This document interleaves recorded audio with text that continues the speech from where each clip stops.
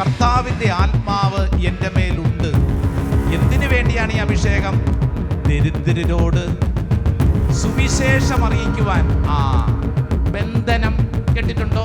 ബന്ധനം കേട്ടിട്ടുണ്ടോ? എന്താ ബന്ധനം എന്ന് പറഞ്ഞാൽ എന്താ അർത്ഥം? ബന്ധനം, അകത്തെ കാര്യങ്ങളെ കുറിച്ചൊരു ശ്രദ്ധ വേണം. കാരണം എന്താണെന്നറിയാവോ? ഈ അകത്തുള്ളതനുസരിച്ചാണ് നമ്മുടെ പ്രവർത്തനം. അവരുടെ ജീവിതത്തിൽ ഒരു പ്രശ്നം ഉണ്ടായിരുന്നു, അത് പുറത്താരോടും പറഞ്ഞില്ല. ഐ ലവ് യു എന്ന് പറയുമ്പോൾ വാട്സപ്പിൽ അയച്ചു കൊടുക്കുന്നത് എന്താ? ലവിന്റെ സ്ഥാനത്ത് ഹാർട്ടിന്റെ ഇമേജാണ്. എന്റെ ജീവിത പങ്കാളി മരിച്ചുപോയി, പക്ഷേ സ്വർഗത്തിലിരുന്ന് എനിക്ക് വേണ്ടി മധ്യസ്ഥം വഹിക്കുന്നു.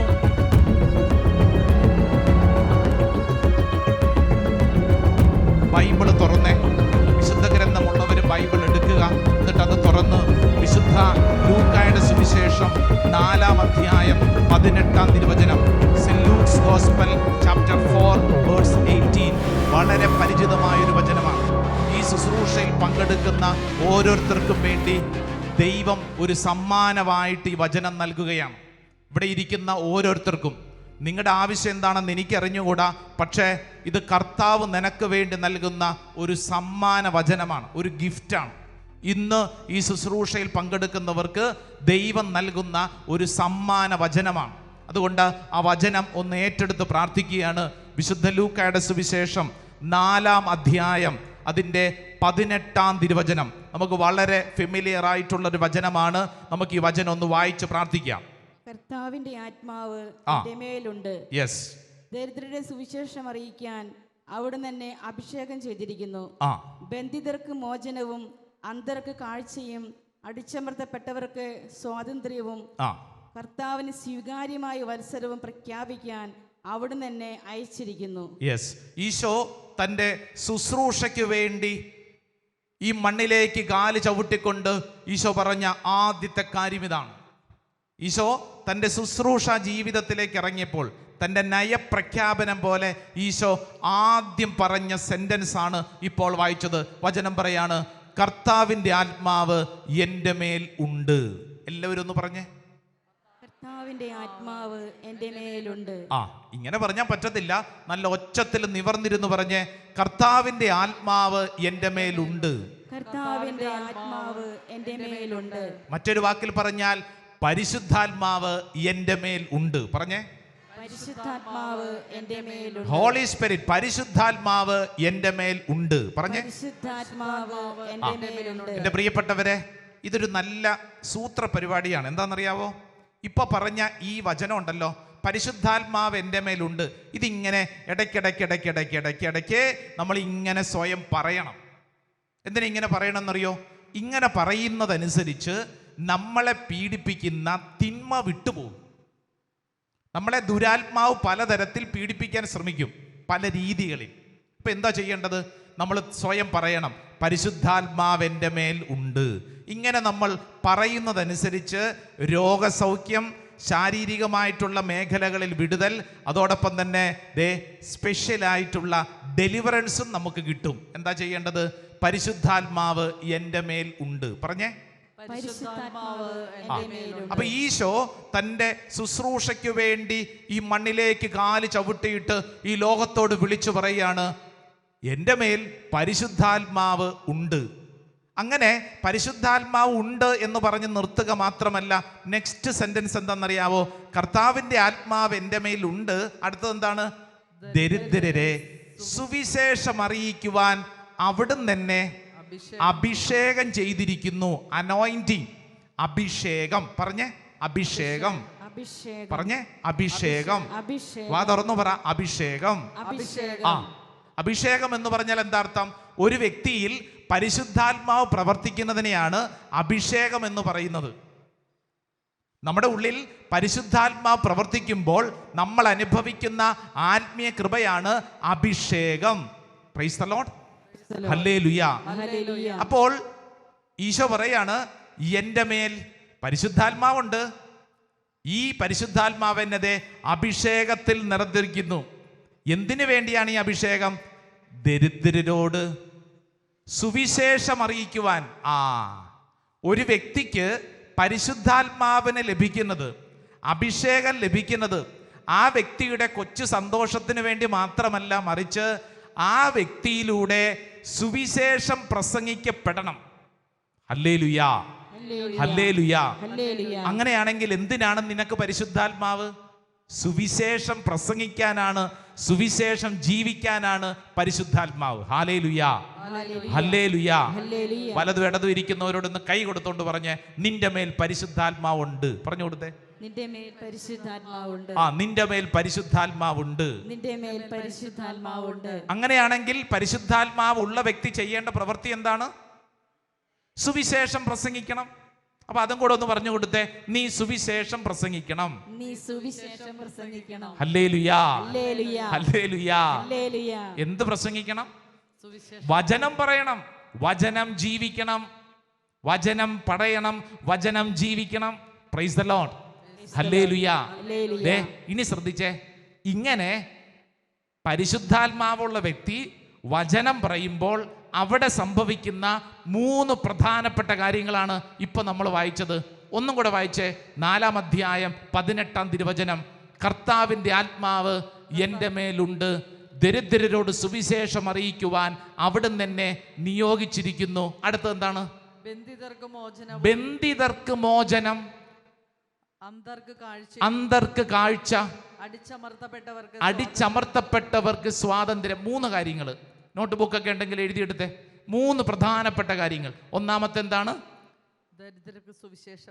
ഒന്നാമത്തെ കാര്യം എന്താണ്? ബന്ധിതർക്ക് മോചനം.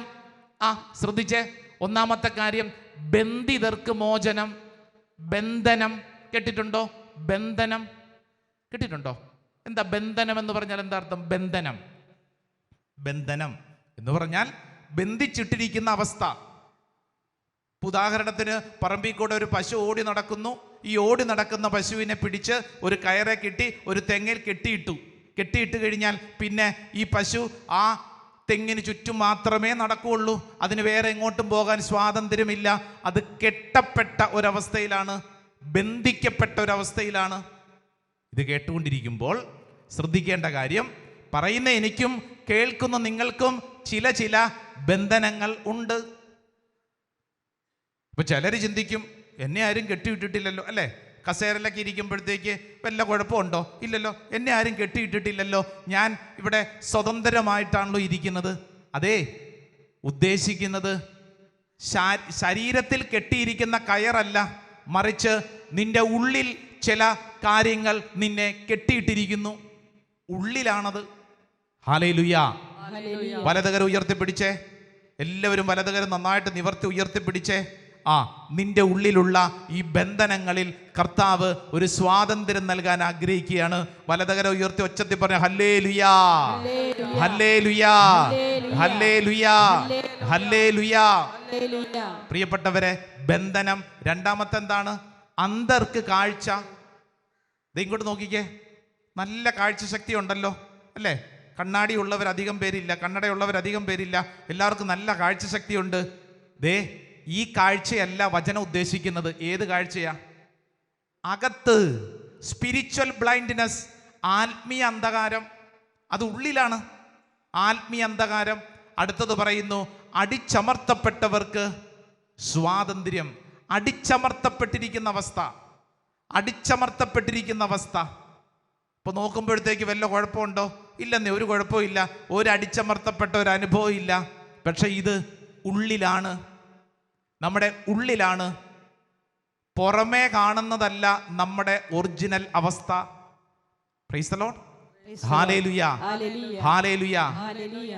പുറമേയുള്ളതിനേക്കാളും നമ്മുടെ ഉള്ളിലുള്ള കാര്യങ്ങൾ നമ്മൾ ശ്രദ്ധിക്കണമെന്ന് ഇന്ന് തിരുവചനം പഠിപ്പിക്കുകയാണ്. അഭിഷേകം ചെയ്യപ്പെടുന്ന ഒരു വ്യക്തിയുടെ ശുശ്രൂഷ മേഖല ശ്രദ്ധ കേന്ദ്രീകരിക്കേണ്ടത് പുറത്തല്ല, അകത്തെ കാര്യങ്ങളെക്കുറിച്ചാണ്. അകത്തെ കാര്യങ്ങളെക്കുറിച്ചൊരു ശ്രദ്ധ വേണം. കാരണം എന്താണെന്നറിയാവോ? ഈ അകത്തുള്ളതനുസരിച്ചാണ് നമ്മുടെ പ്രവർത്തനം. മലയാളത്തിൽ പറയും മുഖം മനസ്സിൻ്റെ കണ്ണാടി എന്ന് പറഞ്ഞാൽ എന്താ അർത്ഥം? എന്താ അർത്ഥം? അതായത് അകത്തുള്ള വികാരങ്ങളും അകത്തുള്ള കാര്യങ്ങൾക്കനുസരിച്ചാണ് നമ്മുടെ ശരീരം പ്രവർത്തിക്കുന്നത്, ഇല്ലേ? ശരീരം പ്രവർത്തിക്കുന്നത്. Price the Lord. Hallelujah, hallelujah, hallelujah, hallelujah, hallelujah. Hallelujah. ഭർത്താവ് ജോലി കഴിഞ്ഞ് വീട്ടിലെത്തുമ്പോൾ ഭാര്യ മുഖം വീർപ്പിച്ചിരിക്കുന്നു. മുഖം വീർപ്പിച്ചിരിക്കുന്നു. ഉടനെ തന്നെ ഭർത്താവിന് എന്തു മനസ്സിലാവണം? ഭാര്യ കടന്നൽ കുത്തിയത് കൊണ്ടാണ് ഇങ്ങനെ ഇരിക്കുന്നത് ആണോ? അല്ല, ഭാര്യയുടെ ഉള്ളിൽ എന്തോ കാര്യം പറയാനുണ്ട്, അതുകൊണ്ടാണ് ഈ മുഖം വീർപ്പിച്ചിരിക്കുന്നത്. ആ കാര്യം അറിയണം, അതിലാണ് നിന്റെ വിജയം ഇരിക്കുന്നത്. മനസ്സിനെ പഠിക്കണം, നിന്റെ കൂടെയുള്ള വ്യക്തികളുടെ ഉള്ളിലുള്ള കാര്യങ്ങൾ അറിയണം. പുറം നോക്കി നമ്മൾ വിധിക്കരുത്. പലപ്പോഴും നമ്മൾ ഒരാളെ വിധിക്കുന്നത് പുറമേ കണ്ടിട്ടാണ്. ഒരാളുടെ നടപ്പും ചിരിയും വർത്തമാനവും കാണുമ്പോൾ അയ്യോ എന്നാ രസമാണല്ലേ, എന്ത് രസമാണ്.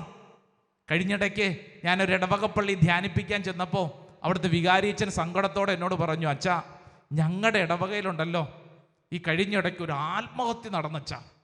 അച്ഛനും വായിച്ചിട്ടുണ്ടാവും, പത്രത്തിലൊക്കെ വന്ന് വാർത്തയൊക്കെ ആയിരുന്നു. അച്ഛാ അയ്യോ ഞങ്ങൾക്കത് താങ്ങാൻ പറ്റുന്നില്ല. ചോദിച്ചു വന്നപ്പോഴത്തേക്കൊരു ഭാര്യയും ഭർത്താവും. ഇവരാ ഇടവകയിലെ മാതൃകാ ദമ്പതികളെന്നാണ് വികാരിയച്ഛൻ പറഞ്ഞത്. അച്ഛാ എല്ലാ ദിവസവും അവർ ബൈക്കിലാണ് പരിശുദ്ധ കുർബാനയ്ക്ക് വരുന്നത്. രണ്ടുപേരും കൂടെ ബൈക്കേലിരുന്ന് വരുന്ന വരവ് കണ്ടാൽ അച്ഛാ നാട്ടുകാർക്ക് കുശുമ്പ് തോന്നും. അയ്യോ എന്ന വരവാണെന്നറിയോ അച്ഛാ. ഇവിടത്തെയുള്ള എല്ലാ പ്രവൃത്തികളിലും അവർ വളരെ ആക്റ്റീവാണ്. മതപരമായ കാര്യങ്ങൾ മാത്രമല്ല, ഈ പ്രദേശത്തുള്ള സാംസ്കാരികമായ കാര്യങ്ങളിലൊക്കെ ഹസ്ബൻഡും വൈഫും വളരെ ആക്റ്റീവാണ്. എപ്പോഴും ചിരിച്ചുകൊണ്ട് മാത്രമേ അവരെ കണ്ടിട്ടുള്ളൂ. അവരുടെ നടപ്പ് കണ്ടു കഴിഞ്ഞു കഴിഞ്ഞാൽ കല്യാണം കഴിക്കാത്തവർക്ക് പോലും അസൂയ തോന്നും, കാരണം കല്യാണം കഴിക്കാൻ കൊതി തോന്നും. അതുപോലെയാണ് ചക്കരയും അടയും പോലെയാണ് അവർ നടന്നുകൊണ്ടിരുന്നത്. അച്ഛാ അവരെ ആത്മഹത്യ ചെയ്തച്ഛാ. ഞാൻ ചോദിച്ചു എന്താ കാരണം? അച്ഛാ അവരുടെ ജീവിതത്തിൽ ഒരു പ്രശ്നം ഉണ്ടായിരുന്നു, അത് പുറത്താരോടും പറഞ്ഞില്ല.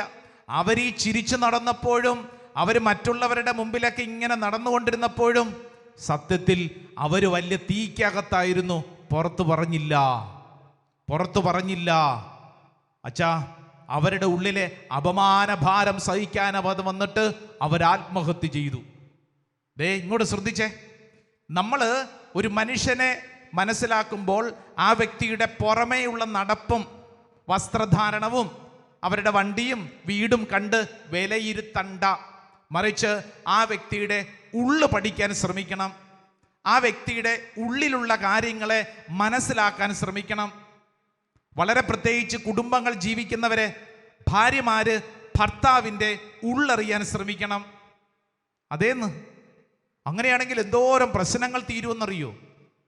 നാളുകൾക്ക് മുമ്പ് ഇവിടെ പ്രാർത്ഥിക്കാൻ കൊണ്ടുവന്നൊരു ഭർത്താവ് മദ്യപാനിയാണ്. ഭാര്യയുടെ പരാതിയാണ്, അച്ഛാ കുടിയനാണ് കുടിയൻ. പറഞ്ഞ് ഞാൻ മടുത്തച്ഛാ. ഞാൻ ചോദിച്ചു ഈ സഹോദരിയോട്, ഭർത്താവിനോട് സംസാരിക്കാറുണ്ടോ? എന്നാ സംസാരിക്കാനാ? ഈ കുടിച്ചു വരുന്ന ഈ മനുഷ്യനോട് എന്നാ സംസാരിക്കാനാ? ഞാൻ മടുത്തു. ഞാൻ ഈ ഭർത്താവിനെ കുറച്ച് ദിവസം ഈ ധ്യാന മന്ദിരത്തിലെ ധ്യാനവും പ്രാർത്ഥനയും ഒക്കെ ആയിട്ട് നിർത്തി. അദ്ദേഹം അത്യാവശ്യം നോർമൽ സ്റ്റേജിലൊക്കെ എത്തിയപ്പോൾ ഞാൻ സംസാരിച്ചു വന്നപ്പോൾ അദ്ദേഹത്തിൻ്റെ ഉള്ളിലുള്ള കുറേ സങ്കടങ്ങൾ ഇങ്ങനെ പറയുകയാണ്. ചെറുപ്പത്തിൽ അപ്പൻ മരിച്ചുപോയി. അപ്പൻ്റെ മരണം ഇദ്ദേഹത്തെ താങ്ങാൻ പറ്റിയില്ല. വിഷം കഴിച്ചാണ് അപ്പൻ മരിച്ചത്. ആ മരണത്തോടുകൂടി വല്ലാത്ത ഭാരം ഈ മനുഷ്യൻ്റെ ഉള്ളിൽ വന്നു.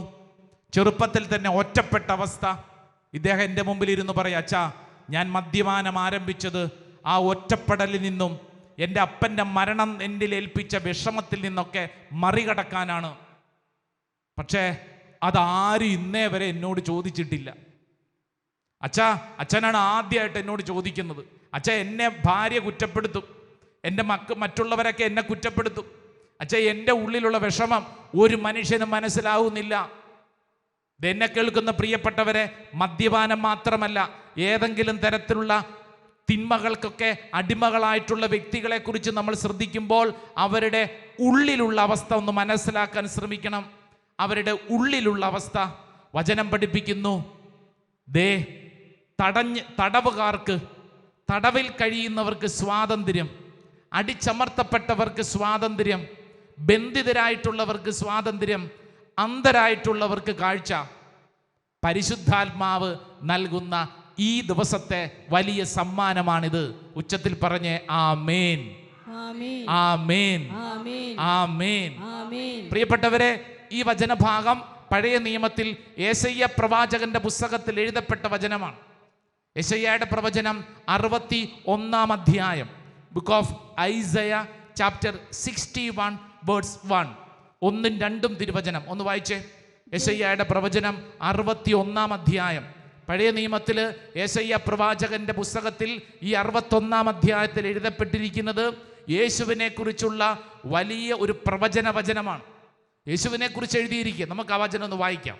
ദൈവമായ കർത്താവിന്റെ ആത്മാവ് എന്റെ മേലുണ്ട്. യെസ്. പീഡിതരെ സദ്വാർത്ത അറിയിക്കുന്നതിന് അവിടുന്ന് എന്നെ അഭിഷേകം ചെയ്തിരിക്കുന്നു. ഹൃദയം തകർന്നവരെ ആശ്വസിപ്പിക്കാനും ഹൃദയം തകർന്നവരെ ആശ്വസിപ്പിക്കുവാനും തടവുകാർക്ക് മോചനവും ബന്ധിതർക്ക് സ്വാതന്ത്ര്യവും പ്രഖ്യാപിക്കുവാനും കർത്താവിന്റെ കൃപാവത്സരവും നമ്മുടെ ദൈവത്തിന്റെ പ്രതികാര ദിനവും പ്രഘോഷിക്കുവാനും വിലപിക്കുന്നവർക്ക് സമാശ്വാസം നൽകാനും എന്നെ അയച്ചിരിക്കുന്നു. ഹല്ലേലൂയ.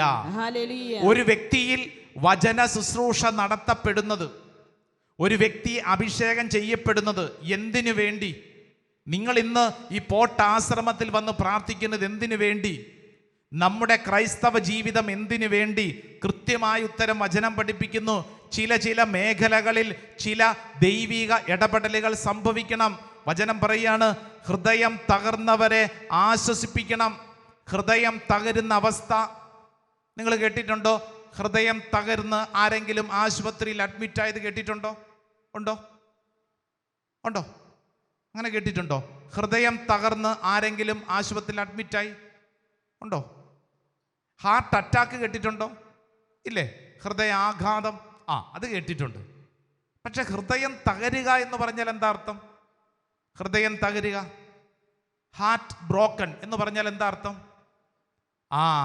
ഹൃദയം എന്ന് പറയുന്ന നമ്മുടെ ഓർഗൻ, അവയവം തകരുക എന്നുള്ളതല്ല, മറിച്ച് നമ്മുടെ ഉള്ളിലുണ്ടാവുന്ന അവസ്ഥ, നമ്മുടെ ഉള്ളിലുണ്ടാവുന്ന വിഷമം, സങ്കടം, ഭാരം. ഹൃദയത്തെ നമ്മൾ മനസ്സിലാക്കുന്നത് സ്നേഹത്തോട് ബന്ധപ്പെടുത്തിയാണ്. Heart equal to love. ഹൃദയം സമം സ്നേഹം. അങ്ങനെയല്ലേ? അല്ലേ? ഐ ലവ് യു എന്ന് പറയുമ്പോൾ വാട്സപ്പിൽ അയച്ചു കൊടുക്കുന്നത് എന്താ? ലവിൻ്റെ സ്ഥാനത്ത് ഹാർട്ടിൻ്റെ ഇമേജാണ്. ചുമന്ന ഹാർട്ട്, പച്ച ഹാർട്ട്, വെള്ള ഹാർട്ട്, അല്ലേ? പലതരം കളറുകളൊക്കെ അവൈലബിൾ ആണ് വാട്സപ്പിലെ. Heart equal to love. സ്നേഹമെന്ന് പറയുന്നതാണ് ഹൃദയം. അപ്പൊ സ്നേഹത്തിൽ വിള്ളലുകൾ ഉണ്ടാവുന്നതാണ് ഹൃദയത്തിൻ്റെ മുറിവ്. അത് ഉള്ളിലാണ് ഉണ്ടാവുന്നത്. ഈ മുറിവ് അവിടെ കിടന്നാൽ നമ്മുടെ സ്വഭാവത്തെ മുഴുവൻ നശിപ്പിക്കും. Price the Lord. Hallelujah, hallelujah. ചോദിക്കട്ടെ, ഉള്ളിലുണ്ടാവുന്ന വേദനയാണോ പുറമേ ഉണ്ടാവുന്ന വേദനയാണോ കൂടുതൽ വേദന ഉണ്ടാക്കുന്നത്? കേട്ടില്ല. ഓൺലൈനിലുള്ളവർക്കും പറയാം. അതായത് ഉള്ളിലുള്ള വേദനയാണോ പുറമെയുള്ള വേദന? പുറമേയും വേദനയുണ്ടല്ലോ. ഇപ്പം കൈ ഒടിഞ്ഞു, വേദനയുണ്ട്. കാലൊടിഞ്ഞു, വേദനയുണ്ട്. ആ വേദനയാണോ ഉള്ളിലുള്ള വേദനയാണോ കൂടുതൽ വേദന ഉണ്ടാക്കുന്നത്? ഉള്ളിലുള്ളത്. കാരണം പറ. കാരണം എന്താ? കാരണം മറ്റുള്ളവർക്കാർക്കും നിന്റെ ഉള്ളിലുള്ള വേദന മനസ്സിലാവില്ല. നിന്റെ ഉള്ളിലാണത്. നിന്റെ ഉള്ളിലാണ് ആ വേദന കിടക്കുന്നത്. മറ്റുള്ളവർക്ക് മനസ്സിലാകത്തില്ല. അതുകൊണ്ട് മറ്റുള്ളവർ ചോദിക്കും, നിനക്ക് എന്നാ പറ്റി? നീ ഇങ്ങനെ ഇരിക്കുന്നത്? നീ ഇങ്ങനെയൊന്നും അല്ലല്ലോ ആവേണ്ടത്. നീ മിടുക്കനാവൂ. പറ്റണ്ടേ? ഉള്ളിൽ വിഷമം ഉണ്ടെങ്കിൽ, ഉള്ളിൽ ഭാരം ഉണ്ടെങ്കിൽ ഇതൊന്നും ആസ്വദിക്കാൻ പറ്റില്ല. മറ്റുള്ളവർക്ക് നമ്മളെ ഉപദേശിക്കാം, മറ്റുള്ളവർക്ക് നമ്മളെ കുറ്റപ്പെടുത്താം, മറ്റുള്ളവർക്ക് നമ്മളെ പലതരത്തിൽ വിഷമിപ്പിക്കാം. പക്ഷേ ഉള്ളിൽ കിടക്കുന്ന ഈ അവസ്ഥ, ഇത് നമുക്ക് മാത്രമേ മനസ്സിലാവൂ. Praise the Lord. Hallelujah. Eesho ഈ വചന ശുശ്രൂഷ സമയത്ത് എന്നോടും നിന്നോടും പറയുന്ന കാര്യം, ഹൃദയം തകർന്ന അവസ്ഥ. വചനം പഠിപ്പിക്കുന്നു, ഹൃദയം തകർന്നവരെ ആശ്വസിപ്പിക്കുവാനും തടവുകാർക്ക് മോചനവും ബന്ധിതർക്ക് സ്വാതന്ത്ര്യം പ്രഖ്യാപിക്കുവാനും. കണ്ടോ? പുറമെയുള്ളതല്ലെന്ന് അകത്ത്. കഴിഞ്ഞ ദിവസം ഒരു ശുശ്രൂഷകൻ, വളരെ പ്രശസ്തനായ ശുശ്രൂഷകനാ. അദ്ദേഹം സംസാര മധ്യത്തിൽ എന്നോട് പറഞ്ഞു, അച്ഛാ പ്രാർത്ഥിക്കണം, അച്ഛാ പ്രാർത്ഥിക്കണം. ഞാൻ പറഞ്ഞു, തീർച്ചയായിട്ടും ബ്രദറെ, നല്ല പ്രാർത്ഥനയൊക്കെ ഉണ്ട്, എന്തിനെങ്കിലും വേണ്ടി പ്രത്യേകം പ്രാർത്ഥിക്കണോ? അപ്പം അദ്ദേഹം പറയാം, അച്ഛാ കാര്യം ശരിയാ, ഞാൻ വചന ശുശ്രൂഷയൊക്കെ നന്നായിട്ട് നടത്തുന്നുണ്ട്, പക്ഷേ ഉണ്ടല്ലോ എനിക്ക് കുറച്ച് വർഷം മുമ്പുണ്ടായ ഒരു സംഭവം അതെൻ്റെ ഈ തലയ്ക്കകത്ത് ഇങ്ങനെ കിടക്കുക. ഞാൻ ചോദിച്ചാൽ അത് കിടക്കുന്നതുകൊണ്ട് എന്തെങ്കിലും ബുദ്ധിമുട്ടുണ്ടോ? ഉണ്ടല്ലോ. അതേ, എന്നോടൊരാൾ പറഞ്ഞൊരു കാര്യം അതെൻ്റെ തലയ്ക്കകത്ത് കിടക്കുന്നു. എനിക്ക് ആ വ്യക്തിയോട് ഭയങ്കര വെറുപ്പ്. വലിയ ശുശ്രൂഷകനാ. അദ്ദേഹം എന്നോട് പറയാം, അച്ഛാ ഇതെൻ്റെ ഉള്ളിൽ ഇങ്ങനെ കിടക്കും, ഓർക്കും തോറും ഭാരം, വെറുപ്പേ, ക്ഷമിക്കാൻ പറ്റുന്നില്ല. ക്ഷമയെക്കുറിച്ച് ഞാൻ ക്ലാസ് എടുക്കും, പക്ഷേ അച്ഛാ എനിക്ക് ഈ കാര്യം ഓർക്കുമ്പോൾ ക്ഷമിക്കാൻ പറ്റുന്നില്ല. ഉള്ളിൽ ഇങ്ങനെ കിടക്കുക, പുറമെ നല്ല പ്രസംഗം. എൻ്റെ പ്രിയപ്പെട്ടവരെ, നമ്മുടെയൊക്കെ അവസ്ഥ ഇങ്ങനെ തന്നെയാ. നമ്മുടെ ഉള്ളിൽ ചില കാര്യങ്ങൾ ഇങ്ങനെ കിടക്കുന്നു, നമ്മളെ പീഡിപ്പിക്കുന്നു, കെട്ടിയിട്ടിരിക്കുന്നു. പിശാച് ചില കാര്യങ്ങൾ നമ്മളെ കെട്ടിയിട്ടിരിക്കുന്നു. നാളുകൾക്ക് മുമ്പ് പ്രാർത്ഥിക്കാൻ വന്ന IT കമ്പനി ജോലി ചെയ്യുന്ന ചെറുപ്പക്കാരൻ, നല്ല മിടുക്കൻ, ഒന്നാം ദിവസം താമസിച്ചുള്ള ധ്യാനത്തിന് അവൻ വന്നിട്ട് പറഞ്ഞു, അച്ഛാ എനിക്കിവിടെ നിൽക്കാൻ പറ്റത്തില്ല, ഞാൻ പൊക്കോട്ടെ. ഞാൻ ചോദിച്ചു, എന്നാ പറ്റിയേ? അച്ഛാ എനിക്കൊരു ശ്രദ്ധ കിട്ടുന്നില്ല. സംസാരിച്ച് വന്നപ്പോൾ ആ ചെറുപ്പക്കാരൻ പറഞ്ഞു, സത്യമായിട്ടും അച്ഛാ എൻ്റെ പ്രശ്നം, എനിക്ക് ഒരു മനുഷ്യനെ പോലും മുഖത്ത് വിശുദ്ധിയോടെ നോക്കാൻ പറ്റുന്നില്ല. അവൻ പറഞ്ഞത് ഇങ്ങനെയാണ്, അച്ഛാ ഞാൻ ഒരാളുടെ മുഖത്തേക്ക് നോക്കുമ്പോൾ എനിക്ക് ആ വ്യക്തിയെക്കുറിച്ച് അശ്ലീല ചിന്തകളാണ്, ചിത്രങ്ങളാണ് എൻ്റെ തലയിൽ വരുന്നത്. അച്ഛാ എനിക്ക് വിശുദ്ധിയോടെ എനിക്ക് ഒരാളെ നോക്കാൻ പറ്റുന്നില്ല. ഈ ചെറുപ്പക്കാരൻ്റെ അപ്പൻ പണ്ട് മരിച്ചു പോയതാ, അമ്മയുണ്ട്, അനുജത്തിയുണ്ട്. ഇവൻ പറയും, എൻ്റെ വീട്ടിൽ പോലും അച്ഛാ എൻ്റെ അവസ്ഥ ഇങ്ങനെയാ, എൻ്റെ അമ്മയുടെയും അനുജത്തിയുടെ മുഖത്ത് നോക്കി സംസാരിക്കാൻ പറ്റുന്നില്ല, എൻ്റെ തലയിൽ അശ്ലീല ചിന്തകൾ വരുന്നു. സംസാരിച്ച് വന്നപ്പോൾ ആ ചെറുപ്പക്കാരൻ പറഞ്ഞു, അച്ഛാ ഞാൻ മൊബൈൽ ഫോണിൽ അശ്ലീല ചിത്രങ്ങൾ കാണുന്നതിന് അടിമയാണ്. അടിമ. കൊറോണ കാലത്ത് തുടങ്ങിയതാ അച്ഛാ. സമയം ഇഷ്ടം പോലെയുണ്ട്, ഇൻ്റർനെറ്റും മൊബൈലൊക്കെ കയ്യിലുണ്ട്. അച്ഛാ കുറേ നാളുകൾ ആ കാലഘട്ടത്തിൽ വെബ് സീരീസും സിനിമയും കുറച്ച് ഗെയിമൊക്കെ കളിച്ചു. ഇപ്പം എൻ്റെ അവസ്ഥ എന്താണെന്നറിയാവോ അച്ഛാ? ഞാൻ അവസാനം അശ്ലീല ചിത്രങ്ങൾ കാണുന്ന സൈറ്റുകളൊക്കെ അന്വേഷിച്ച് പോവുക. അച്ഛാ ഞാൻ എൻ്റെ ഉള്ളിൽ പലപ്പോഴും ഭയങ്കര വിഷമമുണ്ട്, ഇങ്ങനെ ആവരുതെന്നാണ് ആഗ്രഹം, പക്ഷേ ഇതൊരു അടിമത്തമാണ്, സ്ലേവറി.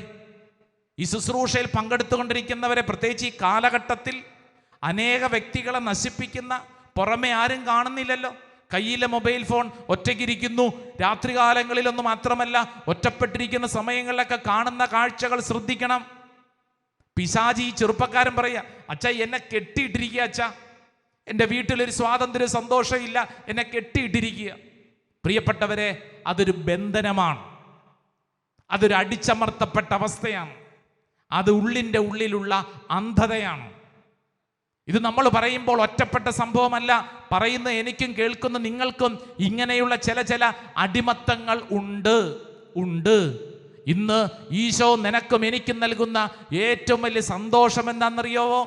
ഈ മേഖലയിൽ ഒരു സ്വാതന്ത്ര്യം, അടിച്ചമർത്തപ്പെട്ടവർക്ക് സ്വാതന്ത്ര്യം, വിടുതൽ നൽകാൻ കർത്താവ് ആഗ്രഹിക്കുന്നു. ഉച്ചത്തിൽ പറഞ്ഞേ ആമേൻ, ആമേൻ. എന്ത് നൽകാൻ? വിടുതൽ. പറഞ്ഞേ വിടുതൽ. ഇംഗ്ലീഷിൽ അതിനെ നമ്മൾ വിളിക്കുന്നത് ഡെലിവറൻസ് എന്നാണ്. വിടുതൽ എന്ന് പറഞ്ഞാൽ എന്താ അർത്ഥം? കെട്ടഴിക്കുക, കെട്ടിയിട്ടിരിക്കുന്ന ഒന്നിനെ അഴിക്കുക, റിലീസ് ചെയ്യുക. നിന്നെ ഏതെങ്കിലും തിന്മ കെട്ടിയിട്ടിട്ടുണ്ടെങ്കിൽ ആ കെട്ടിയിട്ടിരിക്കുന്ന തിന്മയിൽ നിന്നും നിന്നെ അഴിക്കാൻ കർത്താവ് ആഗ്രഹിക്കുന്നു. വലതുകര ഉയർത്തി ഒച്ചത്തി പറഞ്ഞ ഹാലേലുയാ, ഹാലേലുയാ. യെശയ്യായുടെ പ്രവചനം 58 അധ്യായം 6 തിരുവചനം ഒന്ന് വായിച്ചേ. Book of Isaiah chapter 58 verse 6, 6 തിരുവചനം. ദുഷ്ടതയുടെ കെട്ടുകൾ പൊട്ടിക്കുകയും നുകത്തിന്റെ കയറുകൾ അഴിക്കുകയും മർദ്ദിതരെ സ്വതന്ത്രരാക്കുകയും എല്ലാ നുകങ്ങളും ഒടിക്കുകയും ചെയ്യുന്നതല്ലേ ഞാൻ ആഗ്രഹിക്കുന്നു. ഉപവാസം കണ്ടോ? എന്താണ് യഥാർത്ഥത്തിലുള്ള പ്രാർത്ഥന? ഉപവാസം. വചനം പഠിപ്പിക്കുകയാണ്, ദുഷ്ടതയുടെ കെട്ട് പൊട്ടിക്കുക. ദുഷ്ടതയുടെ കെട്ട് പൊട്ടിക്കുക. പറഞ്ഞേ, ദുഷ്ടതയുടെ കെട്ട് പൊട്ടിക്കുക. പറഞ്ഞേ, ദുഷ്ടതയുടെ കെട്ടുകൾ പൊട്ടിക്കുക. നുകത്തിന്റെ കയർ അഴിക്കുക. നുകത്തിന്റെ കയറുകൾ അഴിക്കുക. മർദ്ദിതരെ സ്വതന്ത്രരാക്കുക. മർദ്ദിതരെ സ്വതന്ത്രരാക്കുക. നുകങ്ങൾ ഒടിക്കുക. നുകങ്ങൾ ഒടിക്കുക. Hallelujah, hallelujah, hallelujah. ഹല്ലേലൂയ. എന്തൊടിക്കുക? നഖങ്ങളല്ല, നുകങ്ങൾ എന്ന് പറഞ്ഞാൽ നമ്മളെ ഭാരപ്പെടുത്തുന്ന കാര്യങ്ങളെ അതിനെ ഒടിക്കുക, ഭാരത്തെ മാറ്റണം. ഉള്ളിൻ്റെ ഉള്ളിൽ സ്വാതന്ത്ര്യം വേണം. ഇല്ലെങ്കിൽ ഇങ്ങനെ ഭാരപ്പെട്ട് ഓർത്തോണ്ടിരിക്കും. ചിലരെ കണ്ടിട്ടില്ലേ? അവരിങ്ങനെ ഓർത്തോണ്ടിരിക്കും. അയ്യോ, പണ്ടെനിക്ക് അങ്ങനെ സംഭവിച്ചല്ലോ, ഇങ്ങനെ സംഭവിച്ചല്ലോ, ഞാൻ ഇങ്ങനെയാണല്ലോ. ഇതിങ്ങനെ ഓർത്തോണ്ടിരിക്കും. ഇല്ലെങ്കിൽ ചില ദുശീലങ്ങൾ ഉള്ളിൽ കിടക്കുന്നു, ഭാരം ഇങ്ങനെ വല്ലാണ്ട് വിഷമിപ്പിക്കുന്നു. എൻ്റെ പ്രിയപ്പെട്ടവരെ, നമ്മുടെ എല്ലാവരുടെ ഉള്ളിൽ അനേക തരത്തിലുള്ള ബന്ധനങ്ങളുണ്ട്, അടിച്ചമർത്തപ്പെട്ട അവസ്ഥയുണ്ട്. നമുക്ക് സ്വാതന്ത്ര്യം വേണം. ഈ സ്വാതന്ത്ര്യം നമുക്ക് ലഭിക്കുന്നത് പരിശുദ്ധാത്മാവിലൂടെയാണ്. ഉച്ചത്തിൽ പറഞ്ഞേ ആമേൻ, ആമേൻ. ഈ ലൂക്കാസ് വിശേഷം 4-ാം അധ്യായത്തിൽ അതിൻ്റെ 21-ാം തിരുവചനം ഒന്ന് വായിച്ചേ. Luke's gospel chapter 4 verse 21. 4-ാം അധ്യായം നമ്മൾ നേരത്തെ വായിച്ച വചനത്തിന്റെ തുടർച്ചയാണ്. 4-ാം അധ്യായം അതിന്റെ 21-ാം തിരുവചനം പറയുന്നു, അവൻ അവരോട് പറയാൻ തുടങ്ങി, നിങ്ങൾ കേട്ടിരിക്കെ തന്നെ ഇന്ന് ഈ തിരുവെഴുത്ത് നിറവേറിയിരിക്കുന്നു. Hallelujah, hallelujah, hallelujah. നിങ്ങൾ കേട്ടിരിക്കെ തന്നെ. അതാണ് വചന ശുശ്രൂഷയുടെ പ്രത്യേകത. ഇന്ന് ഈ പോട്ടാശ്രമത്തിൽ വന്നവരോട് ഞാൻ ആദ്യം പറഞ്ഞില്ലേ, കർത്താവ് ഒരു സമ്മാനം തരുന്നെന്ന്. ആ സമ്മാനമാണിത്. നിങ്ങൾ കേട്ടിരിക്കെ തന്നെ ഈ തിരുവെഴുത്ത് നിറവേറുന്നു. നിങ്ങൾ കേട്ടുകൊണ്ടിരിക്കുമ്പോൾ തന്നെ നിങ്ങളിൽ ഇത് സംഭവിക്കുന്നു. ഉച്ചത്തിൽ പറ ആമേൻ, ആമേൻ. ഭർത്താവ് അപ്രതീക്ഷിതമായി ഒരു ആക്സിഡന്റിൽ മരിച്ചുപോയ ഒരു സ്ത്രീ പോട്ടാശ്രമത്തിൽ വന്നു. വീടിനടുത്തുള്ളൊരു സ്ത്രീ കൂട്ടിക്കൊണ്ടു വന്നതാ. കുറേ നാളായിട്ട് വീടിൻ്റെ അകത്ത് ഇങ്ങനെ അടഞ്ഞിരിക്കുക, ആരോടും മിണ്ടിയാല. ഭർത്താവിൻ്റെ മരണം താങ്ങാൻ പറ്റിയിട്ടില്ല. ഇനി എങ്ങനെ മുന്നോട്ട് നീങ്ങുമെന്നുള്ള ചോദ്യങ്ങളുണ്ട്. പള്ളിയും പ്രാർത്ഥനയൊക്കെ ഈ സ്ത്രീ നിർത്തി. കാരണം ഇതെന്നാ മര്യാദയില്ലാത്ത പരിപാടിയാണ്. ദൈവത്തിന് സ്നേഹം ഉണ്ടെങ്കിൽ ഇങ്ങനെ എൻ്റെ പ്രിയപ്പെട്ട ആളെ എടുത്തോണ്ട് പോകാവോ? കുറേ ചോദ്യങ്ങൾ, കുറേ ഭാരങ്ങൾ. അപ്പോൾ വീടിനടുത്തുള്ളൊരു ചേച്ചി പറഞ്ഞു, നീ ഇങ്ങനെ വിഷമിച്ചിരിക്കാതെ വാ. അങ്ങനെയാണ് പോട്ടാശ്രമത്തിൽ കൊണ്ടുവന്നത്. ഇവിടെ കൊണ്ടുവന്ന് പരിശുദ്ധ കുർബാനയും വചന ശുശ്രൂഷയും ഇങ്ങനെ ഇരുന്ന് കേൾക്കുക. പ്രാർത്ഥിക്കാൻ പോലും തോന്നുന്നില്ല. അങ്ങനെ ശുശ്രൂഷ മുന്നോട്ട് പോയിക്കൊണ്ടിരിക്കുമ്പോൾ അൾത്താരയിൽ ശുശ്രൂഷ നടത്തുന്ന വൈദികനിതാ വിളിച്ചു പറയാണ്, ഇപ്പോൾ പ്രാർത്ഥിച്ചു കൊണ്ടിരിക്കുന്ന ഒരു സഹോദരി, ആ സഹോദരിയുടെ ഉള്ളിൽ നീറുന്ന ദുഃഖമാണ്. ജീവിത പങ്കാളി മരിച്ചുപോയതിൻ്റെ ദുഃഖം. എന്നാൽ ആ ജീവിത പങ്കാളി ഇപ്പോൾ ആ സഹോദരിയുടെ ശിരസിന് മുകളിൽ നിന്ന് ആ സഹോദരിക്ക് വേണ്ടി മധ്യസ്ഥം വഹിക്കുന്നു. പ്രിയപ്പെട്ടവരെ, ഇത് കേട്ട മാത്രയിൽ ഞാൻ ഈ പറഞ്ഞ സഹോദരി വിശ്വസിച്ചു, യെസ്, എന്നെക്കുറിച്ചാണ്. കർത്താവിന് എന്നെ മനസ്സിലായി. എന്നെ മനസ്സിലായി. എൻ്റെ ജീവിത പങ്കാളി മരിച്ചുപോയി, പക്ഷേ സ്വർഗത്തിലിരുന്ന് എനിക്ക് വേണ്ടി മധ്യസ്ഥം വഹിക്കുന്നു. ആ സ്ത്രീക്ക് കിട്ടിയ ഉണർവും ഉന്മേഷവും ഈ പോട്ടാശ്രമത്തിൽ തിരിച്ചു പോകുമ്പോൾ വന്ന പോലെയല്ല തിരിച്ചു പോയത്. മറിച്ച് വലിയ അഭിഷേകത്തോടുകൂടി സന്തോഷത്തോടുകൂടെ പോയി. എന്താ? ആ സ്ത്രീക്കൊരു ബോധ്യം കിട്ടി, എൻ്റെ ജീവിത പങ്കാളി ദേ എനിക്ക് വേണ്ടി മധ്യസ്ഥം വഹിക്കുന്നു. അന്തോനിസ് പുണ്യവാളനോട് പ്രാർത്ഥിക്കുന്നത് പോലെ, യൂദാ തദേവുസിനോട് പ്രാർത്ഥിക്കുന്നത് പോലെ എൻ്റെ ജീവിത പങ്കാളിയുടെ മുമ്പിൽ ഞാൻ പ്രാർത്ഥിച്ചാൽ കാര്യങ്ങൾ നടക്കും. ആ സ്ത്രീക്ക് കിട്ടിയ വലിയൊരു ബോധ്യം. അതാ വചനം പറയുന്നത്, നിങ്ങൾ ഇത് കേട്ടിരിക്കെ തന്നെ ഇത് നിന്നിൽ സംഭവിക്കുന്നു. Price the Lord. Hallelujah, hallelujah. നിങ്ങൾ ആര് തന്നെയും ആയിക്കൊള്ളട്ടെ, നിങ്ങളുടെ ജീവിത അവസ്ഥ എന്തു തന്നെയും ആയിക്കൊള്ളട്ടെ, ലൂക്കാസ് വിശേഷം 4-ാം അധ്യായം 18 പ്രഖ്യാപിക്കുന്നതനുസരിച്ച് ഈ വചനത്തിന്റെ ശക്തി നമ്മിൽ നിറയും. 2 കരങ്ങൾ സ്വർഗത്തിലേക്ക് ഉയർത്തിപ്പിടിച്ച് ഉച്ചത്തിൽ പറഞ്ഞ്, കർത്താവിന്റെ ആത്മാവ് എന്റെ മേലുണ്ട്.